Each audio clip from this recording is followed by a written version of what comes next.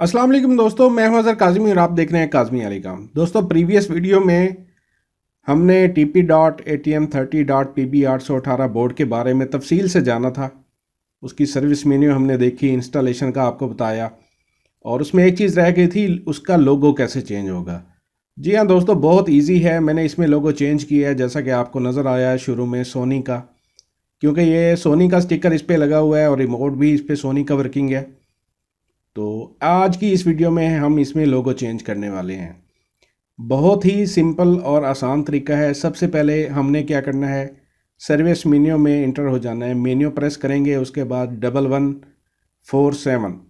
Mostly boards का यही universal code है जो फैक्ट्री मेन्यू में इंटर होने के लिए होता है, कुछ का डिफरेंट भी होता है।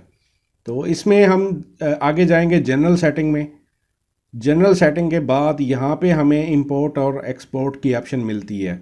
ये प्रीवियस वीडियो में हमने सर्विस मेन्यू को डिटेल से देख लिया था।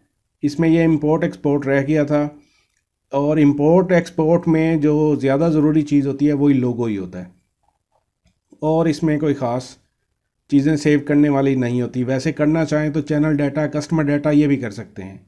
एक्सपोर्ट पे क्लिक करेंगे तो वो यूएसबी को डिटेक्ट करेगा। यूएसबी इस वक्त नहीं लगाई हुई थी तो उसने नॉट डिटेक्ट किया है।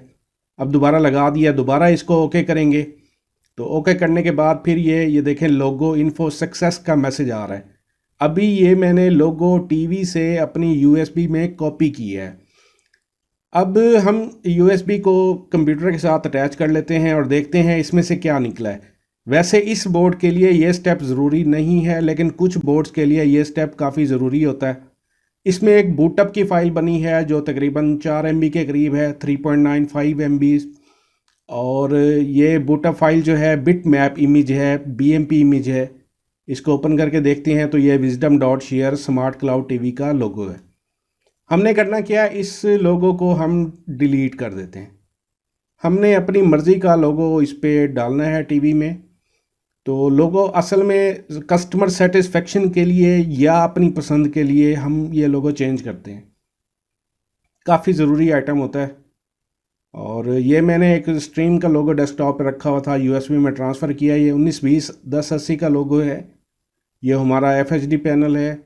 इसको अब क्या करना है, ये स्ट्रीम का लोगो है, इसको मैंने करना है रीनेम करके आपने इसे लोगो का नेम देना है, LOGO लोगो। बस ये हमारा काम हो गया। अब यही डिस्क हम दोबारा अपने टीवी पे लगाते हैं। जी दोस्तों, इसको डिस्क लगाने के बाद आपने 5 से 7 सेकंड इंतज़ार करना है। उसके बाद ये खुद ब खुद जो है लोगो, ये देखें, लोगो इन्फो सक्सेस। कुछ नहीं किया हमने, ना हम सर्विस मेन्यू में गए हैं, ना हमने इंपोर्ट किया है।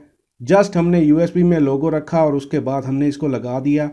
खुद से इसने लोगो को डिटेक्ट कर लिया। अगर USB नहीं निकालेंगे तो ये बार बार डिटेक्ट करता रहेगा। इसको एक दफ़ा ऑफ़ किया है, ऑफ़ करने के बाद एक दफ़ा दोबारा जब हम इसको ऑन करते हैं तो हमारा लोगो चेंज हो चुका होगा। ये दोबारा ऑन किया तो देखें दोस्तों, स्ट्रीम का लोगो जो हमने इस पे लगाया है वो इस पे लगा हुआ है। कोशिश कीजिएगा 100 KB से ऊपर फाइल होनी चाहिए और JPG फॉर्मेट होना चाहिए। कभी कभार ये फेल भी हो सकता है। अब दोबारा, क्योंकि मैंने इस पे सोनी का लोगो करना था तो आपको चेक करके दिखा देता हूँ। दोबारा मैं इस पे डिस्क लगाता हूँ क्योंकि मुझे इसमें सोनी का स्टिकर लगा हुआ है तो सोनी का ही लोगो चाहिए। सम टाइम ये फेल भी कराएगा, वो उसका मतलब ये होगा कि ये फ़ाइल जो है सपोर्टेड नहीं है। ये इन्फो सक्सेस हो चुकी है। इसको एक बार फिर से ऑन ऑफ कर लेते हैं। लोगो आप चेंज कर सकते हैं, लेकिन अगर फैक्ट्री डिफ़ॉल्ट भी करेंगे, जो लोगो आपने अपलोड किया है वो लोगो ख़त्म नहीं होगा। ये आप जहन में रखिएगा। अलबत्ता लोगो आप चेंज कर सकते हैं, दोबारा ओरिजिनल वाला लोगो भी लगा सकते हैं। ये थी दोस्तों आज की वीडियो। उम्मीद करता हूँ आपके नॉलेज में इजाफा हुआ होगा। नेक्स्ट वीडियो तक के लिए अल्लाह हाफिज़।